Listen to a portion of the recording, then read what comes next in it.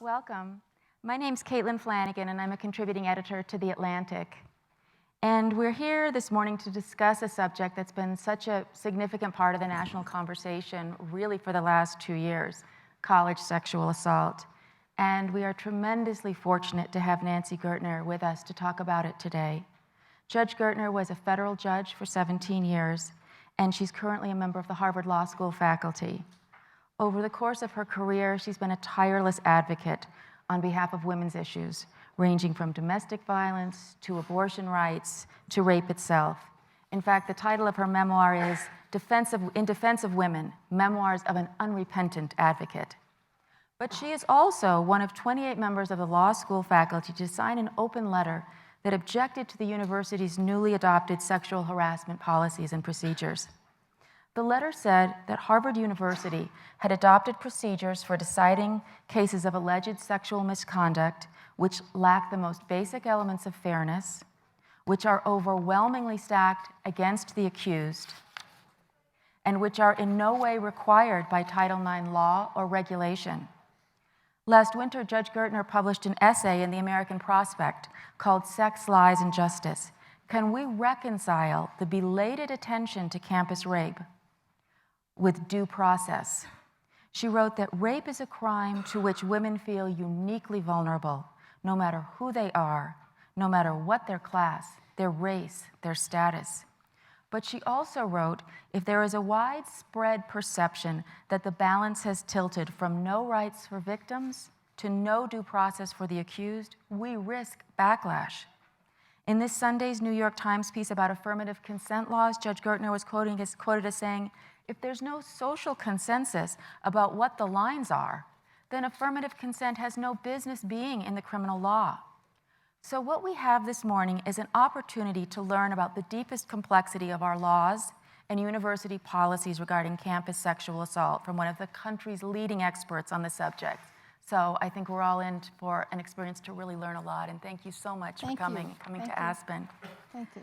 I wanted to start with a quote from that letter that the 28 Harvard Law School faculty signed, and then I know a similar letter the Penn Law School faculty signed after that. And I found this sentence really compelling. Your letter said, "We find the new sexual harassment policy inconsistent with many of the most basic principles we teach." So what are the most basic principles that you teach in the law school, and how does a new policy inconsistent with those very basic principles? First of all, it's important to describe, particularly those who saw the hunting ground last night, that there was an appropriate and wonderful mobilization of women who talked about being not listened to, horrible stories of someone who accused a scholar, an athlete rather, and wound up not, told not to bother, told it would hurt the institution. The reaction to that, which was around 2011, was entirely appropriate, was entirely right. But to some degree, that letter was reflecting concerns about where that reaction was going. So Harvard actually on its own, Harvard University, not the law school, on its own, not approved by the Office of Civil Rights, wanting very much to redress this problem, wanting very much to give women voices, changed the procedures totally. And I want to describe that and then describe our reaction and then answer your question more directly. They created a Title IX office, which was entirely appropriate. People would be trained in the Title IX office. And the way accusations would work would be this. A woman would come into an office of the Title IX officer. She would counsel the victim about what she should do and whether she should file a claim. The claim would either be a claim with the university or even criminal if it met the criminal law. There would then be an informal investigation, and they would decide whether or not to go forward. The informal investigation was I think it was like a week. The accused had a week to respond. There were no lawyers in the process. At that point, if they decided to proceed with the university, there would then be a Title IX investigation, which is it would be the Title IX administrator and one other person that she designated would do an investigation.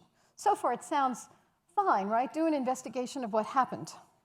But that was Then there was a finding of fact. The accused had a certain amount of time to respond, and then a final finding. And then there would be appeal to a Title IX administrator. What was troubling about this was that there were no lawyers. Lawyers are not fabulous, but there was no opportunity for the accused in particular to consult anyone. And there was no hearing. Now, I've been on panels before with Alexandra Brodsky, who was in the movie. You know, hearings are not are difficult. A hearing doesn't have to be accused and accuser facing one another, her being ripped to shreds by his lawyer.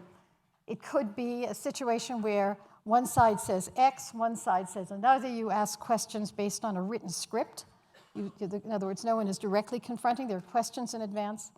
But it's an opportunity to flesh out what happened. There was an appeal in the Harvard policy, but it was an appeal on very limited grounds. So essentially, the investigator had all the power. That investigation would determine whether or not there was a basis to take action against the individual, and the appeals were essentially very, very limited. So we looked at that and we said, we, the Harvard faculty, those who responded, and said, no one is saying full-fledged due process criminal proceeding, everything in the Bill of Rights. But there are certainly some adjustments that should have been made. One was counsel. Most of the universities, Harvard did not provide it for counsel.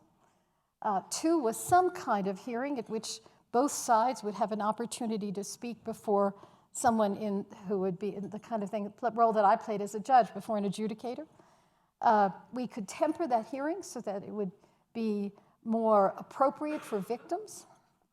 But there had to be an occasion where he said X, she said Y, and then there was a questioning process. And there had to be an appeal to someone other than the Title IX office. Essentially, this was we described it was a star chamber. It was all in one place. Now, all that we said was that the kind of principles we were talking about were the kinds of principles of process that we were teaching law students. Criminal process is one. It's not the best by any stretch of the imagination, but there are other kinds of processes. An adjudicator that is not in the Title IX office, in other words, that doesn't have an interest in seeing to it that the university's funds are protected. Let me roll back a little bit. What we saw in Harvard's reaction, in 2011, there had been a Dear Colleague letter from the Department of Education. And the Dear Colleague letter was really the first time that the Department of Education, in my view, appropriately threatened that universities that did not do something about their procedures would be debarred, would lose their funding. And as a result of that, Title IX offices were beefed up around the country. That's not shown in the film, but that really happened after 2011. And they were principally concerned with protecting the university against losing funds. And it was clear that these procedures came about because they wanted to make sure they didn't lose funds with the Department of Education. So a procedure that is fully in the Title IX office raises concerns about fairness, where there's no appeal to anything else outside of that office. A proceeding that didn't have anything hearing-like raises concerns about fairness. And a proceeding that didn't have representatives, counsel, raises concerns about fairness. I might add, in addition, there were questions in the Harvard policy about the impact of drinking. Oh, I'm going to get to that. Yeah, okay. So what we were not talking about, last night one of the producers said, due process rights don't apply in private universities, and that's completely true. Due process is a concept of the Constitution that applies only to public institutions. That's completely true. But fairness, some kind of process, would be something we were concerned about. And I signed that letter as a feminist because I believed, as one of the producers said last night actually, that unless the process of determining who did what is fair, the women's efforts will be delegitimized. It can't be the case that only 15 years ago people believed that false accusations of rape were everywhere. I completely accept the premises of the movie, but that clearly is the public attitude.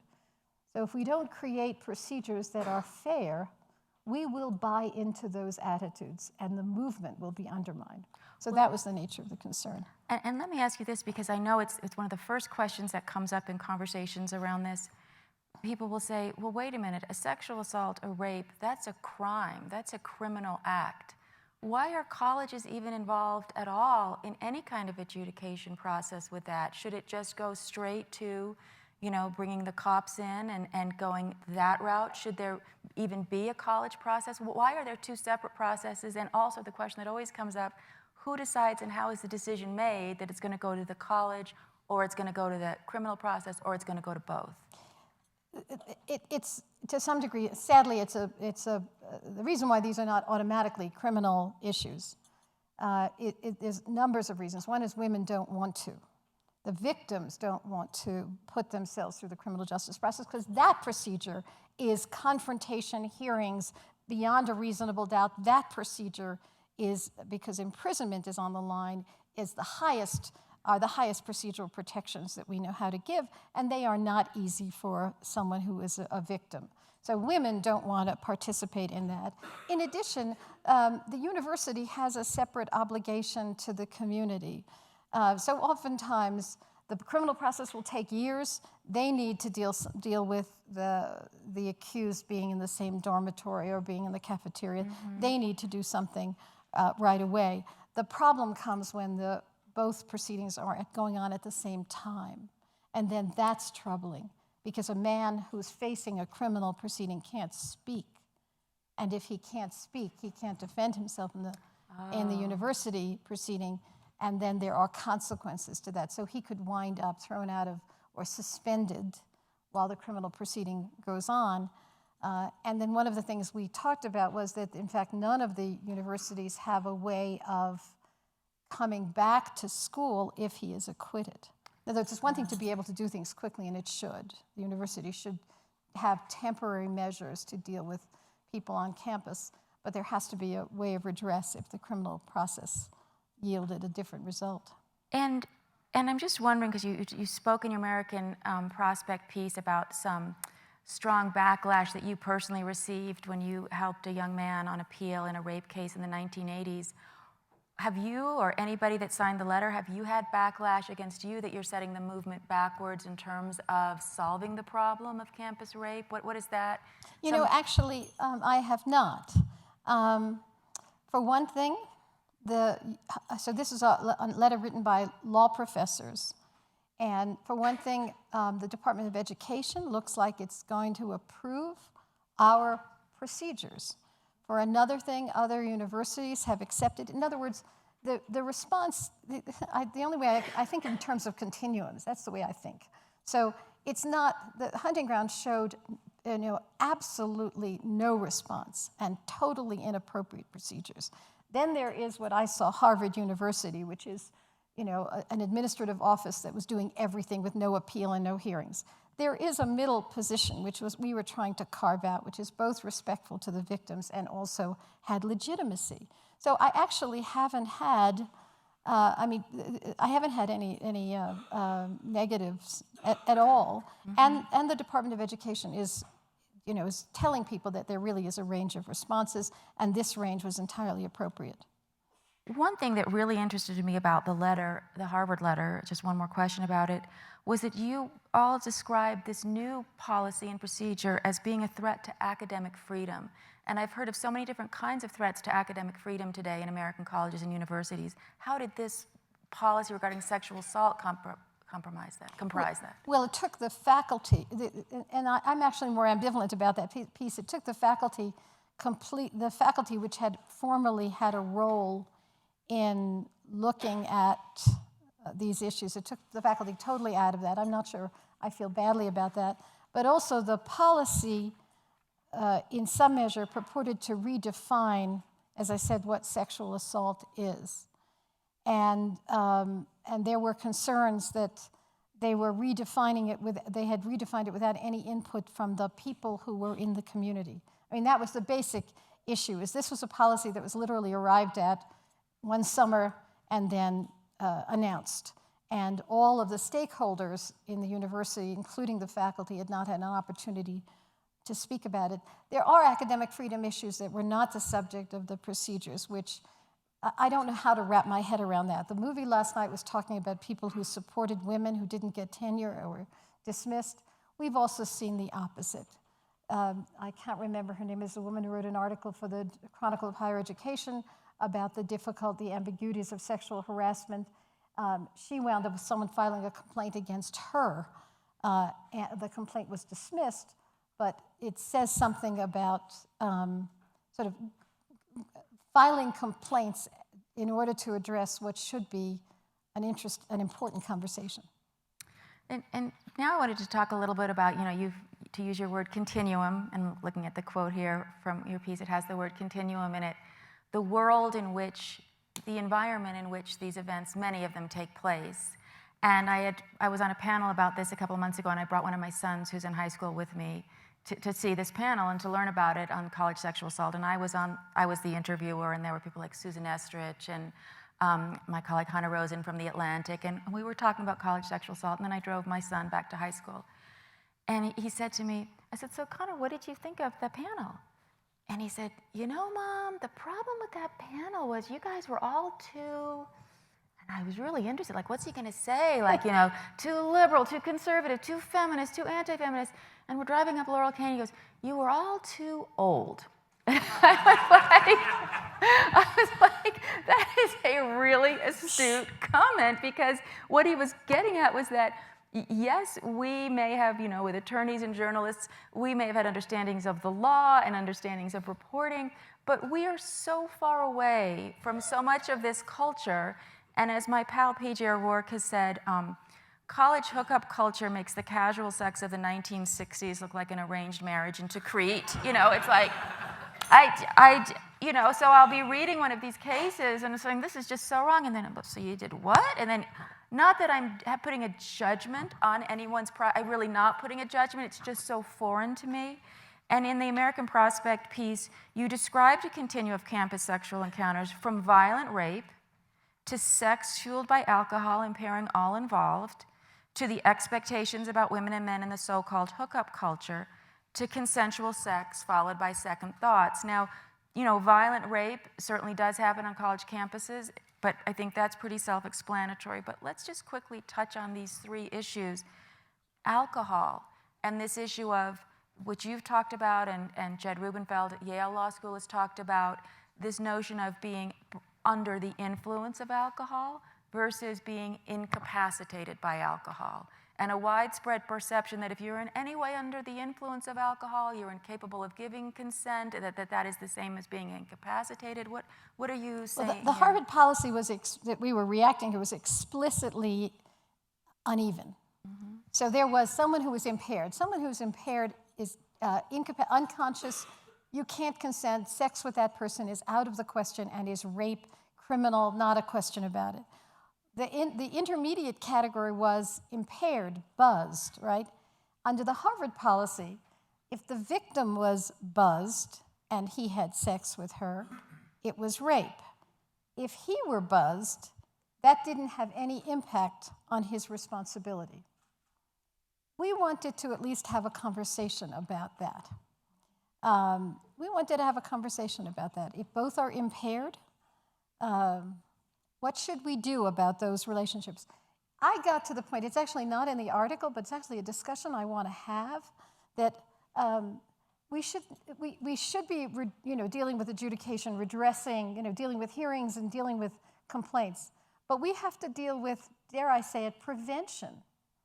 We have to be dealing with it at the other end, because the problem is to try to determine what the rules are in connection with confidential school proceedings is absurd. I spent a brief time on the Harvard ad board, and you would decide this case, and then there would be another case coming down the line, and this case was confidential. They didn't know what the rules were. When we start talking about that middle category, we're talking about stuff that we have to talk about out loud and makes adjudication very difficult. Well, I was really picked up on when you said, dare I say, prevention. And for many people, that seems like the most obvious, oh, let's prevent, and let's think of, we could all write 5 things on a piece of paper that might prevent. This is very controversial because almost immediately some young women will come forward and say, everything on this list is blaming the victim. So can you talk a little bit about this feeling that no real progress towards prevention can be made because of the idea, perhaps very accurate, that the burden's on the young women not to get themselves raped versus on the young men not to rape them? Oh, I'm not talking about that kind of code of conduct. Here's what I'm talking about. So I think it was Dartmouth that banned hard liquor from the campus. That that seems minor, but liquor is clearly fueling this. There are issues with respect to fraternity houses. There are issues with respect to athletes. There's a culture that has grown up around them. We can't figure out ways of addressing that kind of culture. As a law teacher and as a judge before that, talking about cases is helpful to talk to people about what if X happens and Y happens, what should you do? That kind of training, which is more than just, I agree with the concern, it's more than just don't dress that way, don't go to this party. I do think that you are going to be dressed like that. The movement that I love to be a part of enabled everyone to be dressed any way that they want to dress. We have to figure out what the social norms are given that. In a certain sense, and this is really controversial, I have to admit this may be a function of my age. There is something, it's almost as if this discussion is getting back to what we used to call parietals. Yes. And, which is that the parietals were rules that required men and women to be in separate dorms, and you had to have your door open if there was a male visitor. That's not what I'm talking about going back to, but we need to think about structural fixes, like no alcohol on campus, like it's almost like the broken windows theory of policing to try to deal with the kinds of situations that give rise to these situations. So maybe we do have to deal with drinking, we do have to deal with drugs more specifically, get the issue before it turns into an encounter that is troubling. As someone, fraternities are a big part of the problem, and I've done a lot of research on fraternities and have seen how desperately impossible it is to get rid of them. But would you sort of say you would rather there be no fraternity houses on college campuses? If you could make a law, do you have any positive feeling about fraternities? No. Or? Sorry.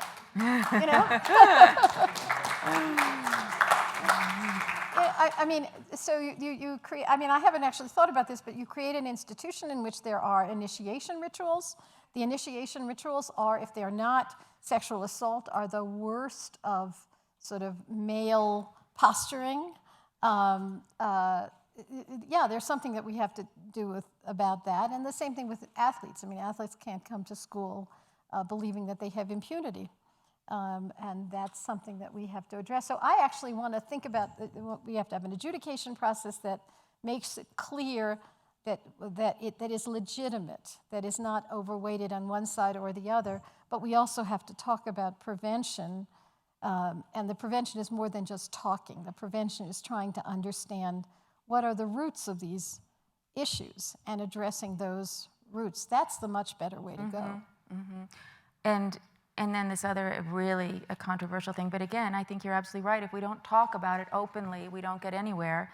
The issue of, second thoughts, regretted sex, being, again, myself, having gone to college a long time ago, one of the awful things that would be, I would have friends who were, and date rape looked very different then than it does now. Not that it was worse, but it was really tended to be being alone in a room with a guy who just, not even alcohol, just physically forced you down. And if you had, and I went to college in the South, if you had gone to, they were almost all male deans, if you had gone to the dean and said that it happened, he would be absolutely blamed for it. He might be told to be more of a gentleman. Right.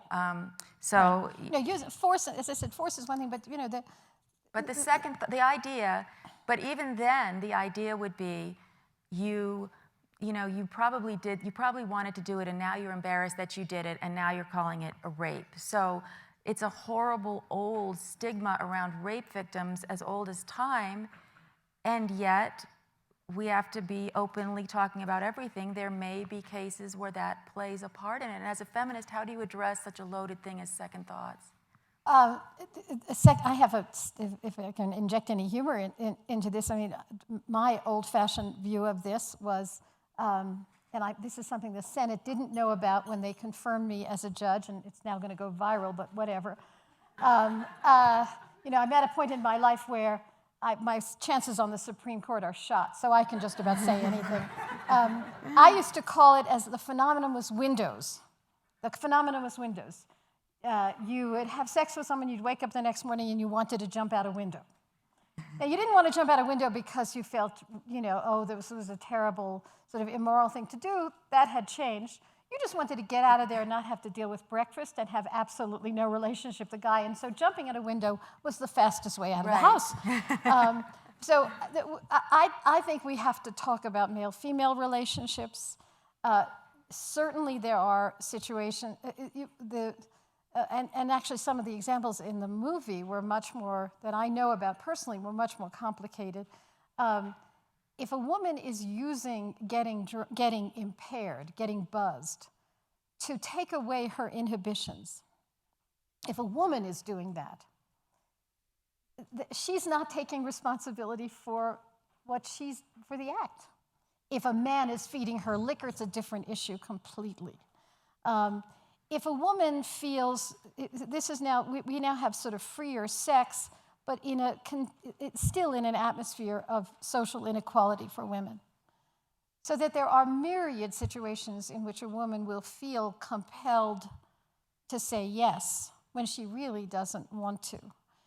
Compelled to say yes, obviously in a situation in which the power is different, not wanting to, not feeling comfortable saying, I don't want to have sex now, feeling sort of social opprobrium if she looks that way. This is all sort of sex in a world of inequality. Mm-hmm. You can't deal with those situations easily, certainly not in the criminal justice system. You may be able to deal with that in a more sensitive, college setting, but we mostly have to deal with that in talking about it, mm-hmm. in dealing with one another. And what about, there have been feminists, including people like Camille Paglia and Katie Roiphe, and they've said, wait a minute, we as women fought so hard for our sexual autonomy and telling the colleges and universities, stay out of our sex life. I don't want a curfew. I don't want parietals. Right. I don't want a dorm mother. I don't want this whole institution sort of protecting my virginity or my sexual reputation. I want that freedom. And they're saying, wait a minute, women, you need to own and be empowered about your own sexuality and take precautions around your own sexuality and not have, now we're bringing the university right back in a sort of, they say, a patriarchal way to go through all the steps of your sexual event. And they're saying the university doesn't have a role. And Camille Paglia has even said, and that she says, young women should look to the way that gay men have traditionally handled their sexual lives, and that it's dangerous. That when she was talking about kind of bathhouse culture, not maybe the gay culture of today where it's more liberated and free, but kind of that there is an element of imbalance of power. There are different, one person is physically stronger than the other, that all of these things are part of the erotic impulse and part of the calculation and decision making that you need to make, and that you need to be entirely sex-positive feminists. I mean, entirely women who completely believe in sexual freedom and autonomy of women and are saying, keep the college and university and all of that out of my sex life, and if I get raped, I will absolutely be at the police station the next morning, but I need to be fully empowered. What do you, as a feminist, think of their thoughts? Well, I mean, I think we have appropriately used words like blaming the victim as being a bad thing, no question about it. And for me, blaming the victim, I saw that, when she's raped, clearly raped, dragged into the bushes, and then the judge would start questioning, why were you dressed like that? That was blaming the victim. I've seen blaming the victim being used in situations in which a woman was asked what had happened that night and was asked numbers of times. And someone would say, well, that's wrong, that's blaming the victim. Well, you know, that's sure, it's making the victim uncomfortable, but it's also trying to find out what happened. And asking the question in different ways can be experienced as blaming the victim, but it really is the only way we know to get at what happened, imperfect and difficult as it is. So the blaming the victim has stopped the very conversation that you're talking about, but really I think it is a conversation that we have to have about all the sources of coercion for women that they have to deal with. So physical coercion you don't have to deal with. Getting drunk, you know, getting impaired, getting unconscious, you don't have to deal with. Someone slipping a drug into your drink, you don't have to deal with. That's crime. All the other sources of coercion, social coercion, we have to deal with as women. For one thing, we have to deal with as women because we will leave the college one day. And you need to know how to behave. So, I mean, you know, as I said in the American Prospect piece, I said I'm on both sides of this issue, and I said that may sound to people like, oh, she's a judge, how boring. But I'm on both sides of this issue, as I mentioned in the piece, because I worked for the reform of the rape laws. I represented women who had been raped in civil settings against colleges who hadn't provided security. But I was also a criminal defense lawyer. And I saw what false accusations could do when imprisonment was on the line. And that made me much more in the middle of this issue. I've also wondered if there's an elitist aspect to the amount of attention currently, and maybe it's just absolutely right that we have this attention. And believe you me, I was not raped in college, but I had two men at different occasions very much try to, and I was able to get out of those situations, but I have a visceral response to this. I absolutely know I use visceral very appropriately, like my viscera. I just really know that this goes on, and I'm really angry about it to this day, and so I really am on the side of fixing this problem.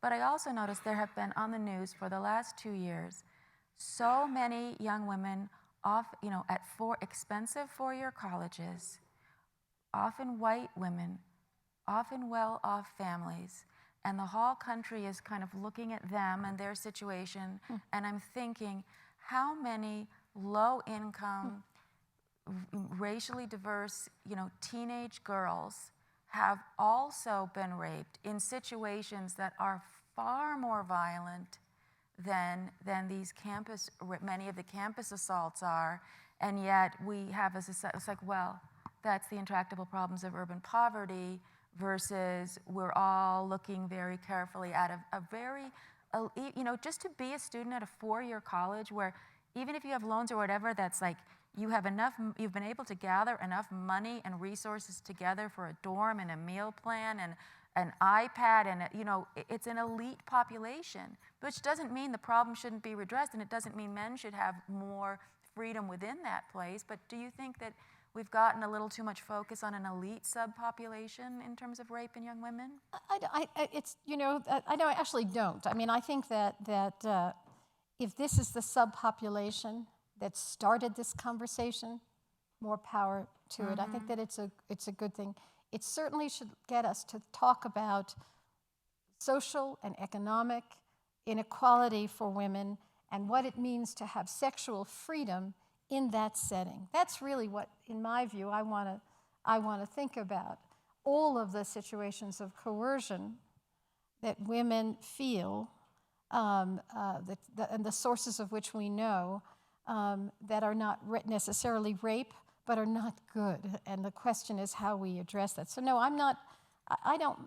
that doesn't bother me. This conversation began there, more power to it. And it began there because colleges are supposed to be more protective of their students. So it's not a bad conversation to have. I do think, though, that it is a conversation you have to introduce other aspects into it. I mean, in the criminal law, we were concerned about interracial accusations of rape. I don't know how that plays out on college campuses. You know what I am doing some research on now, and I really, a wonderful audience here of people, and my email address is in the program if you have any statistics or if you've studied this. I have a strong sense of, in the situation of which accused young men are going to end up in a criminal in college, I think it is much more often an African-American young man. I think there's still, when I look at the cases that have, now there are certainly, in Missoula, there were 2 white men. So I'm not saying, but I'm just starting to track which of these cases were in college. And I think that is still a sense that, that needs to go to that. That needs to go to the criminal justice. That needs to go to the criminal justice system. Right, so there's a racial component, there's a cultural issue. We have worked so hard to get colleges as diverse as we can have them.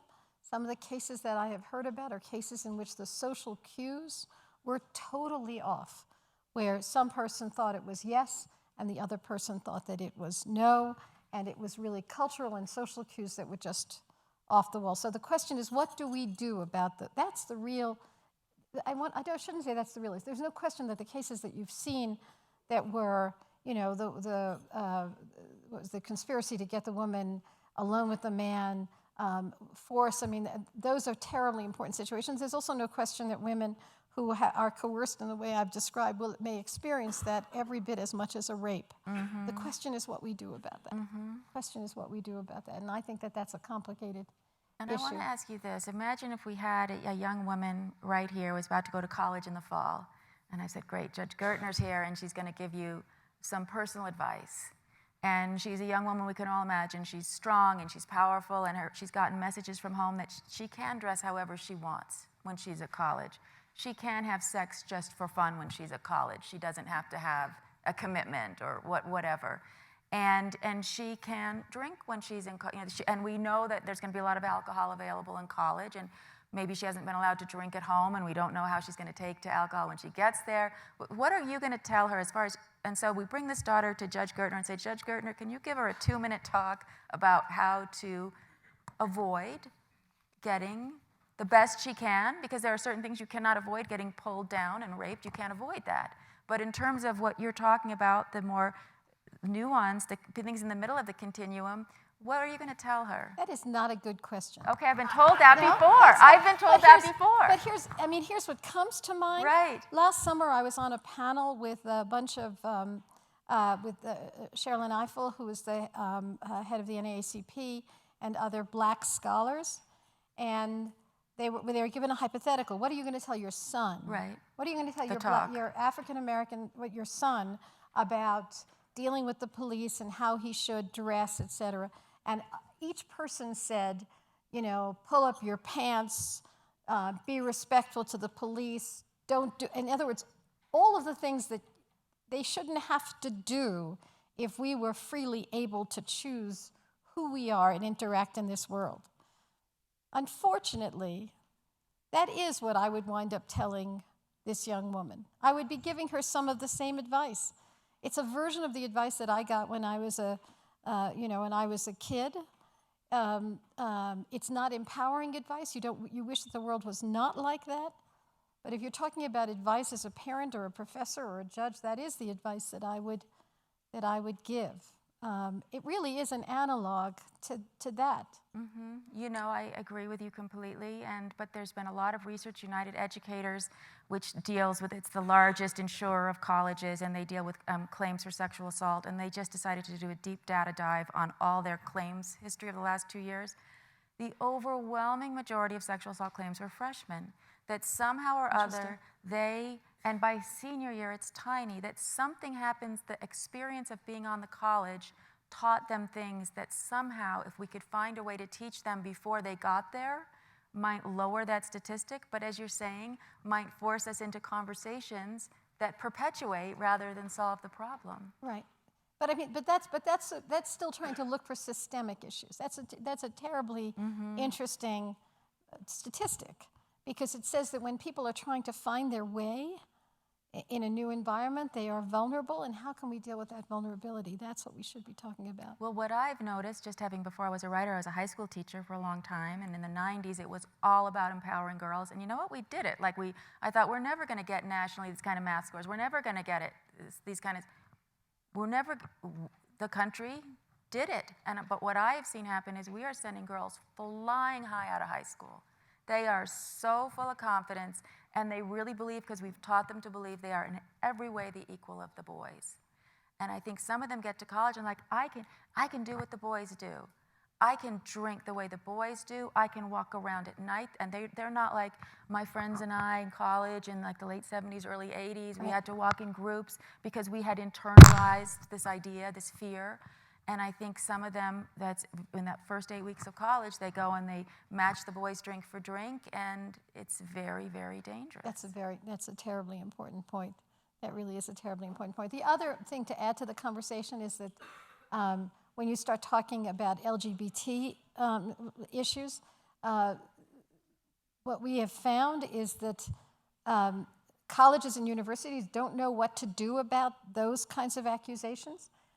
And in fact, the procedural stuff is much more complicated with respect to them. Brandeis has a case of one guy of a long-term relationship, and then when that relationship broke up, one side accused the other of sexual assault during the course of the relationship.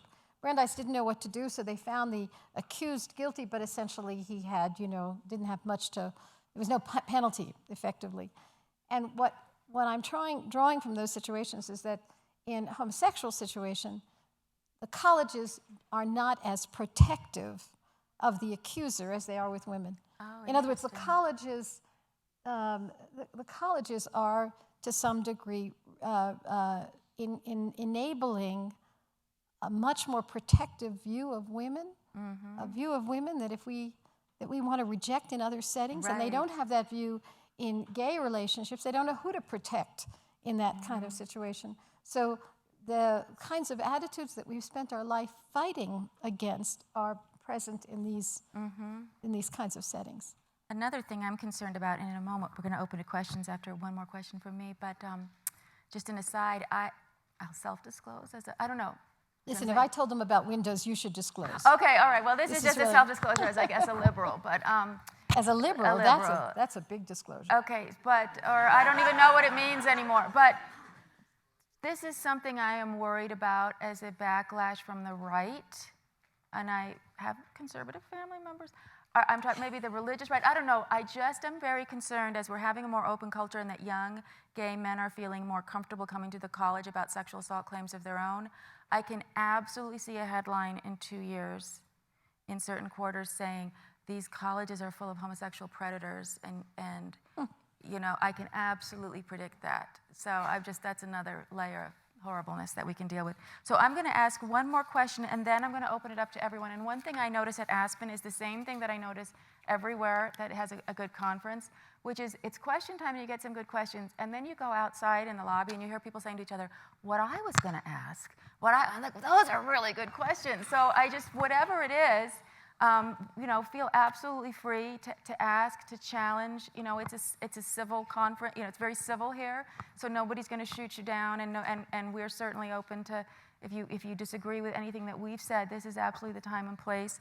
But I just wanted to ask you one final question, because you did just find one college that you think has a good process, right. Oberlin. And I was just hoping you could sort of a bit of hope to tell them what Oberlin's doing and why you think it's a better process. Well, Oberlin, first of all, had a process that everyone contributed to, as opposed to a process that came out of the Title IX office. These are students, faculty members, et cetera.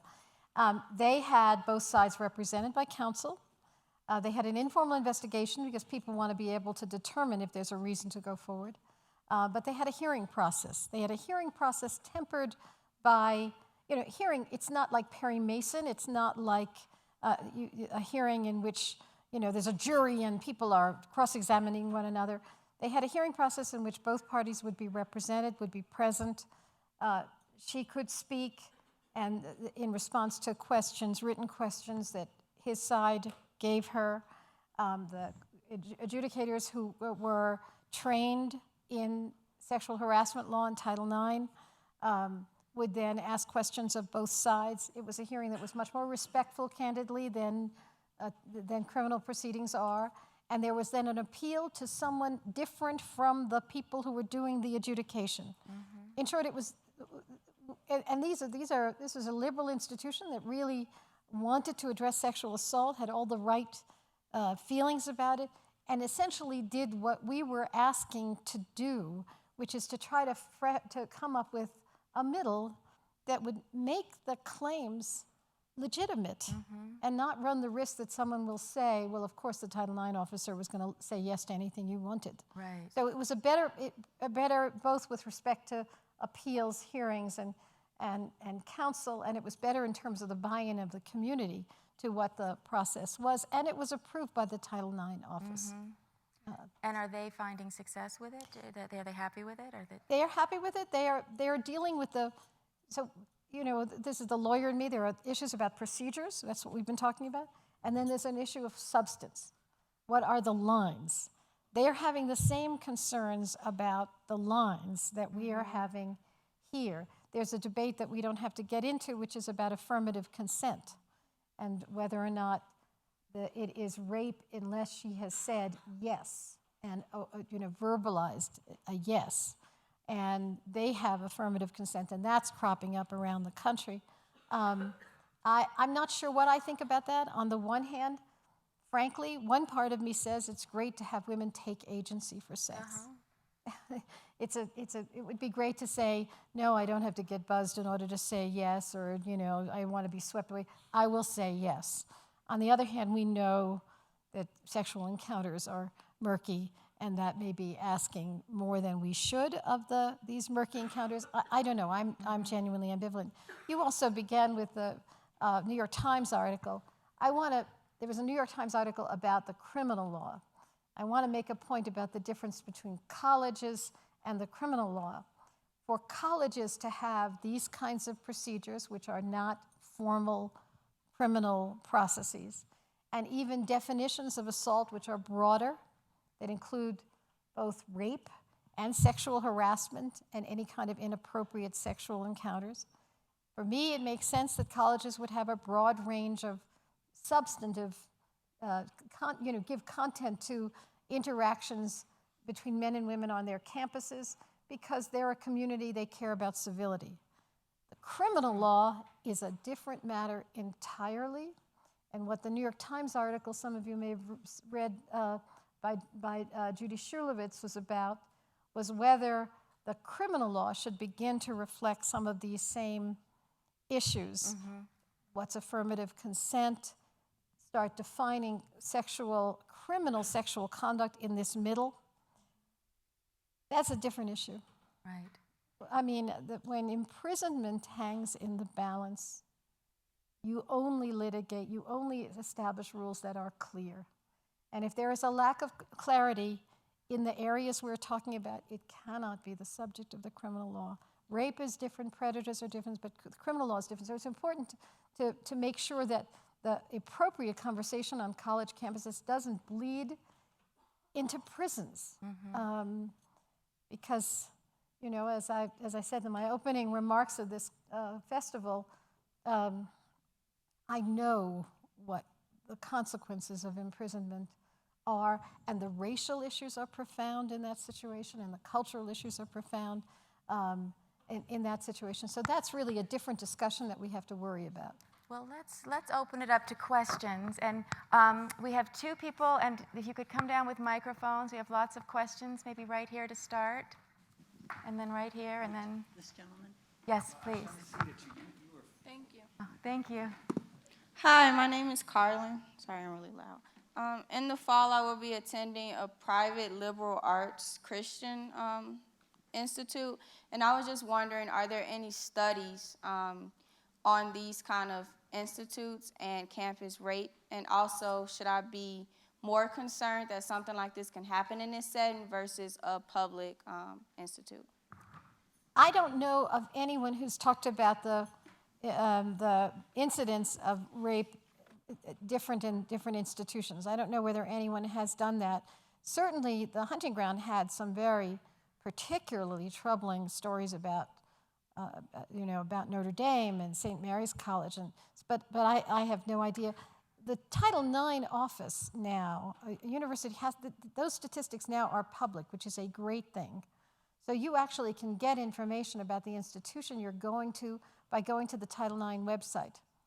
There's been one long story about something very bad that happened at a Christian institution that had to do with the more traditional values of men and women, older values around sexuality, and the woman's side was not taken in a case. There was a big piece on that in the New Republic.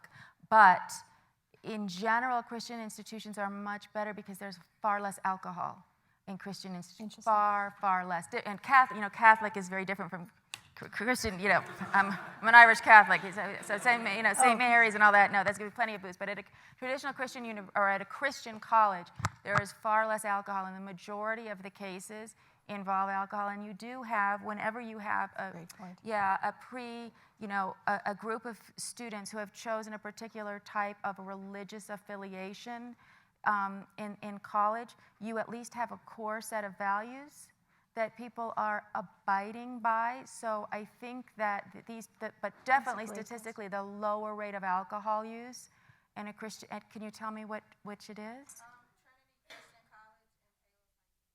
College. Okay, I don't know that particular one, but I do think because of the alcohol issue, it's better. And congratulations, you're going to college. I have 2 kids getting ready to go.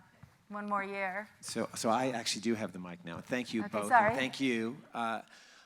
It's interesting to hear you ask the question, what advice would you give to the young girl as she's going off to college? But you referenced the improvement over time for men from freshman through senior. But what would you say to the young man about objectification, about rape culture, about predatory behavior? What do you say to the high school senior or to the freshman, maybe on intake, to prevent? As an awareness education program. You have to tell him, even if the law is not affirmative consent, you have to tell him, I have 2 sons, you have to tell him that he should get affirmative consent. In other words, I don't care where the law goes on that. That has to do with empowering women. No, you have to tell him that. I think that you have to give him, advice about what he should do, and he also has to, but, there is still a possibility, in any situation of ambiguity, there could well be an accusation afterwards. And so he has to err on the side of caution, just in the same way as we're giving people advice in other settings about erring on the side of caution. I also think that the discussion is phenomenal, precisely for men. The discussion that we're having is phenomenal, and the discussion about whether there should be affirmative consent rules is also phenomenal, because it gets us to talk about sex and gets us to own it, which we didn't do in my generation. Nor mine. And we have, the lights are a little bright, but I see there's a question right there. That gentleman. And then this young woman. I'm a little confused, because you talk about due process, Harvard rules. A woman, a student, Harvard, feels she was raped at campus. Is her only recourse to go to the school and have a hearing at school, or can she still go to the criminal authorities and say, I was raped, and file charges? She can clearly go to the criminal authorities and file charges. So why would she go to the school if she has no due process? Why does she go to the school? Why would she go to the school to get a hearing if she truly feels she was raped, where you say there's such limitations? It's a great question. So she would go to the school because she wants immediate relief. She wants to get him out of the dorm. She wants to get him out of the cafeteria. So she would go to the school because the school's processes, because they're not full-fledged, total due process, can act more quickly. She may not want to go to the district attorney because the district attorney is basically the gatekeeper here. And the district attorney is not going to be as sympathetic to the issue necessarily as the colleges and universities. The criminal justice process takes longer. The procedures are much more burdensome. And that's entirely appropriate because imprisonment hangs in the balance. So yeah, she has a choice. There's no question about it. And there's a reputable school of thought that says these all ought to be dealt with in the criminal justice system, but women don't want to go there. And I'm just going to cut out. We can just continue that afterwards, but there's just one young woman who's been waiting. Yeah. And the microphone's coming down to you. Oh, Me? The jean jacket. Yeah, first her and then you, and then we'll finish. So you go ahead because you've got the mic, and then we'll come to you, okay? So I was curious about your opinions about this young woman at Columbia University, this Emma Solkowitz, who has taken her story and made it very public. And you were talking about ownership and students taking ownership of not feeling protected by the universities.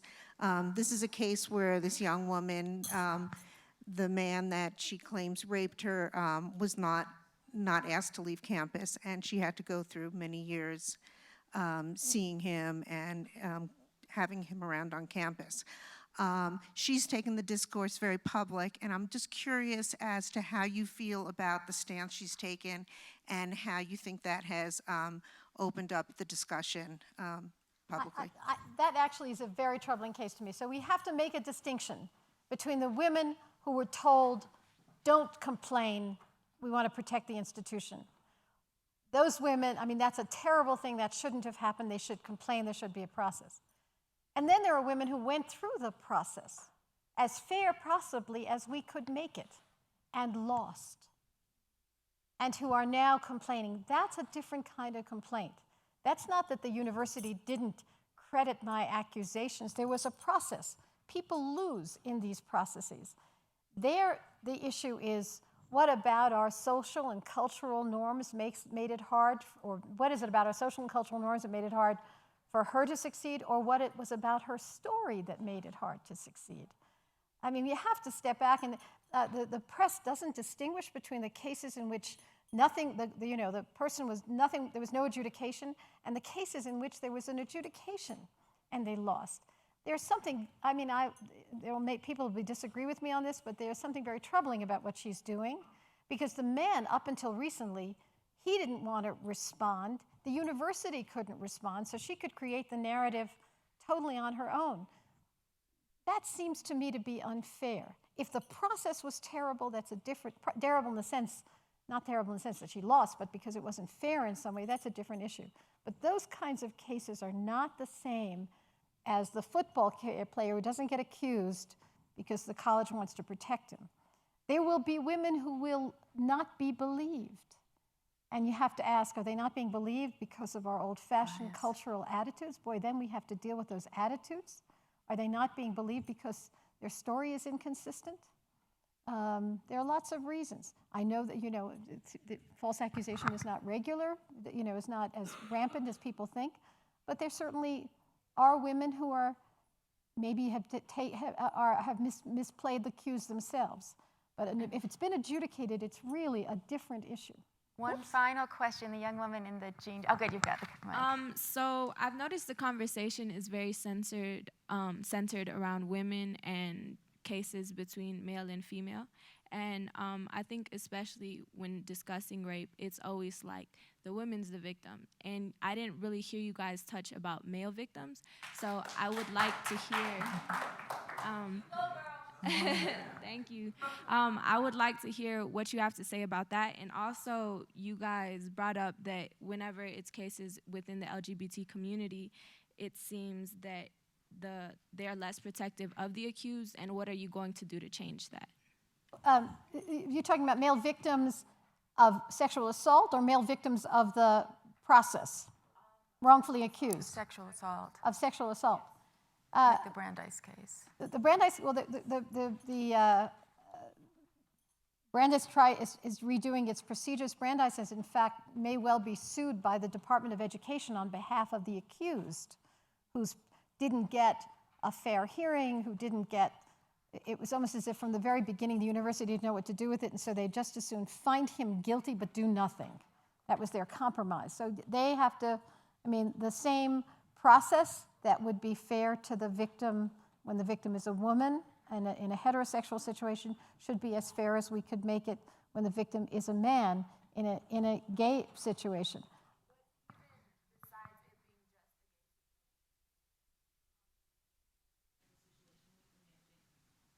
Oh. Well, we're going to start. The powerful thing that could happen is you could have men in these situations exactly coming forward and having these, and I think they should. I agree. I think that's right. Absolutely right. I think that's right. I think that, and that's a terribly important thing to say.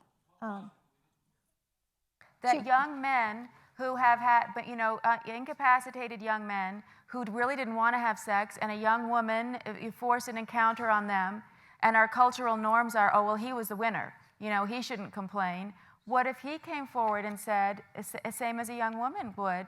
And I think that will really change things more powerfully than almost anything else when young men start saying, I didn't want to have that sexual encounter. Right. Here are the yeah, pressures you're right. that came to bear on me. That's true. And a man's supposed to always do it. Okay, I'm so sorry we're at 0 minutes, but thank you so much, and thank you, Judge Gertner. You're just phenomenal. Thank you. So